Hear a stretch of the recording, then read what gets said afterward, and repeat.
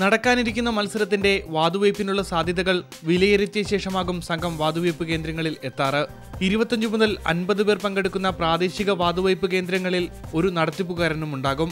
അയാളോ അയാളുടെ സഹായികളോ ആകും വാതുവയ്പ് നിബന്ധനകൾ മുന്നോട്ട് വയ്ക്കുക. മത്സരിക്കുന്ന 2 ടീമുകളിൽ ജയസാധ്യത കൂടുതലുള്ള ടീമിനെ ഫേവറേറ്റ് ടീമായും രണ്ടാമത്തെ ടീമിനെ ദുർബല ടീമായും വേർതിരിക്കുന്നതാണ് ആദ്യ നടപടി. ഇതിൽ ദുർബല ടീം വിജയിക്കുമെന്ന് വാതുവയ്ക്കുന്നവർക്കാണ് കൂടുതൽ തുക വാഗ്ദാനം ചെയ്യുക. ഫേവറേറ്റ് ടീമിൽ പണം നിക്ഷേപിക്കാൻ തയ്യാറാകുന്നവർക്ക് ലാഭം വേണമെങ്കിൽ ടീം തോക്കണം.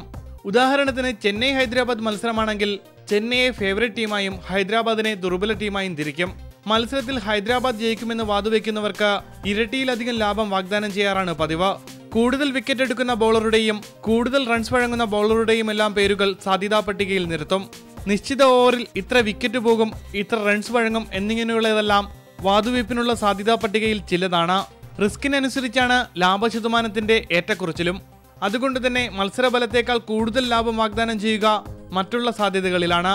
വാതുവയ്ക്കുന്ന സമയത്തു തന്നെ പണമടയ്ക്കണമെന്ന നിർബന്ധമൊന്നുമില്ല. മത്സരം കഴിഞ്ഞ് അടുത്ത ദിവസം വരുമ്പോൾ വാതുവയ്പിൽ തോക്കുന്നയാൾ പണവുമായി എത്തിയാൽ മതി. ഏതു സാധ്യതയിലാണ് പണം നിക്ഷേപിക്കുന്നതെന്ന് എഴുതി നൽകണമെന്ന് മാത്രം. വൻകിട വാതുവയ്പുകളിലുള്ളതുപോലെ കൃത്യമായൊരു നിയന്ത്രണമോ ഉന്നത നിലവാരമുള്ള നിരീക്ഷണങ്ങളോ ഇല്ലാത്തതിനാൽ ഇത്തരം തട്ടിപ്പുകൾ അക്രമത്തിലേക്ക് വരെ നയിക്കാറുമുണ്ട്. കച്ചവടം മാത്രം മുന്നിൽ കണ്ട് രൂപം നൽകിയ കുട്ടി ക്രിക്കറ്റിന്റെ ഉപോൽപ്പന്നമാണ് പ്രാദേശികമായി പോലും നടക്കുന്ന ഇത്തരം വാതുവയ്പുകൾ. എപ്പോഴും ക്രിക്കറ്റിനെ കുറിച്ച് സംസാരിക്കുകയും ചിന്തിക്കുകയും ചെയ്യുന്ന ഈ വാതുവയ്പുകാരുടെ മനസ്സിൽ ക്രിക്കറ്റിനോടുള്ള അമിത താല്പര്യമല്ല, വാതുവയ്പിലൂടെ ലഭിക്കുന്ന അമിത ലാഭമാണ് ലക്ഷ്യം. Umesh Balakrishnan, India vision, Kozhikode.